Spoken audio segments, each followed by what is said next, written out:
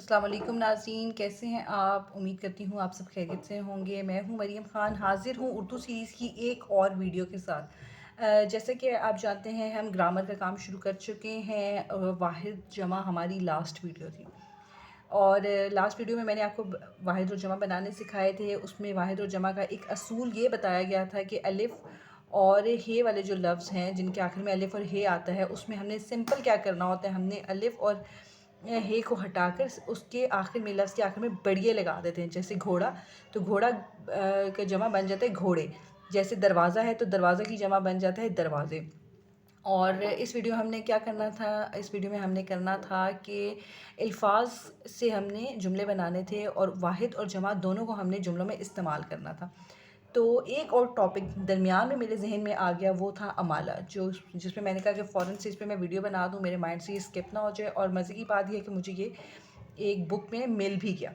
अच्छा जी, अमाला क्या है? अमाला एक टर्म है, एक एक कायदा है, कवायद है, एक असूल है उर्दू ज़ुबान का। तो हम अपनी वीडियो का आगाज़ करते हैं इसी बात के साथ। बिस्मिल्लाहिर्रहमानिर्रहीम। इसको पहले मैं तारीफ़ पढ़ देती हूँ अमाला की। ऐसा इसम जिसके आखिर में अलिफ या हे हो, मसलन घोड़ा, दरवाज़ा के बाद हरूफ जार, मसलन हरूफ जार हम पढ़ चुके हैं। इसम फ़ेल हर्फ में भी आप हरूफ जार को देखेंगे। हरूफ जार क्या होते हैं, फिर भी मैं एक छोटा सा उसको एक्सप्लेन कर देती हूँ। ऐसे लफ्ज़ होते हैं जिनके कोई मायने नहीं होते हैं, कोई मायने नहीं वो रखते हैं, लेकिन वो जुमलों में इस्तेमाल होते हैं। उनके जुमले उनके बगैर नामुकम्मल होते हैं। जहाँ जैसे यहाँ पर एक जुमला देखें, घोड़े को चारा दो। तो ये देखें, घोड़े को चारा दो। अब यहाँ पे जो को है वो हरूफ जार है। अगर हम को हटा दें तो हमारे पास घोड़े चारा दो, तो हमारे पास जो जुमला आएगा वो बिल्कुल एक मीनिंगलेस जुमला होगा। उसका कोई सही तरीके से वो जुमला बनता नहीं है। इसलिए हरूफ जार बहुत ज़रूरी होते हैं। तो हमने क्या करना है, हरूफ जार से पहले जो लफ्ज़ आते हैं जो अलिफ और हे पर ख़त्म होते हैं, हमने उसको क्या करना है, हमने उनके अलिफ और हे को हटाकर हमने बढ़िए लगा देना है। ये देखें, अलिफ और हे को हटाकर बढ़िए लगा देते हैं तो वो रहता तो वो इसम वाहिद ही है, लेकिन वो जमा के तौर पे, मतलब आप समझें कि इस्तेमाल वो वाहिद के तौर पर ही होता है, लेकिन लफ्ज़ वो जमा वाला आ जाता है। जैसे घोड़ा को चारा दो। अब घोड़ा को चारा दो बिल्कुल एक गलत तरीके का जुमला है। हम इसको कैसे लिखेंगे, हम इसको लिखेंगे घोड़े को चारा दो। इसी तरह दरवाज़ा का ताला खोलो, तो ये गलत है। इसका क्या होगा, दरवाज़े का ताला खोलो। ठीक है। अब इसको समझने का एक और आसान तरीका मैं आपको बताती हूँ कि जैसे हमने वाहिद और जमा सीखे थे, वाहिद और जमा में हमने सीखा था कि अलिफ और हे को हटाकर हमने उनकी जमा बना देनी है बढ़िए लगाकर। जैसे ताला ताले, जाला जाले, पाना पाने, खाना खाने।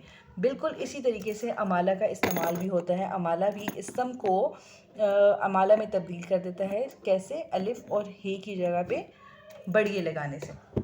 अच्छा जी, जैसे अब है परिंदा को खाना दो, तो ये एक बिल्कुल गलत जुमला है। हम कहेंगे परिंदे को खाना दो।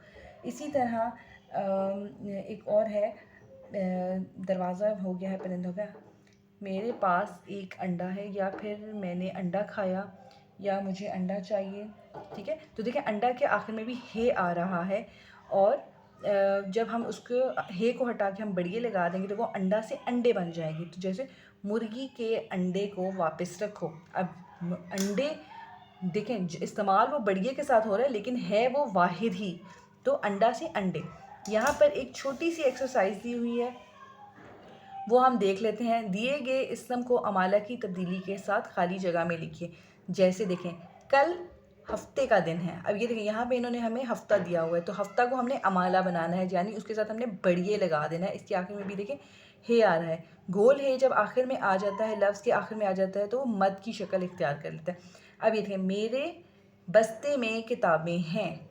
बस्ता बस्ते में तब्दील हो जाए, ये बहुत फ़ायदे की बात है। अब फ़ायदा फ़ायदे में तब्दील हो जाए।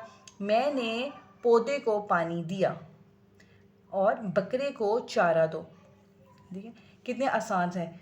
ऐसे अल्फाज को हम अमाला कहते हैं। अच्छा, एक और टिप है जो इन्होंने हमें इस बुक में दी हुई है, वो है कुछ इसमों के साथ ऐसा नहीं होता, जैसे दादा, नाना, चचा, ताया, पुप्पा, बाबा, अब्बा। जैसे इन्होंने हमें एक मिसाल भी दी हुई है, दादा ने चाय पी और गलत, ठीक है, जबकि दादे ने चाय पी गलत है। अच्छा, ये क्यों होता है, इसका मैं आपको एक इजी सी टिप दे देती हूँ।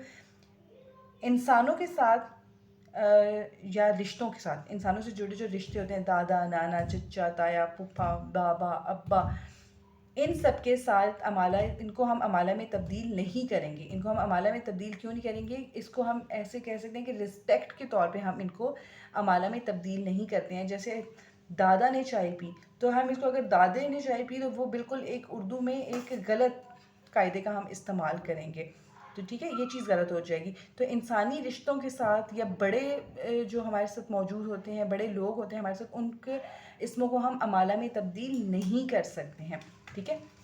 मैं उम्मीद करती हूँ आपको ये टॉपिक समझ आ गया होगा।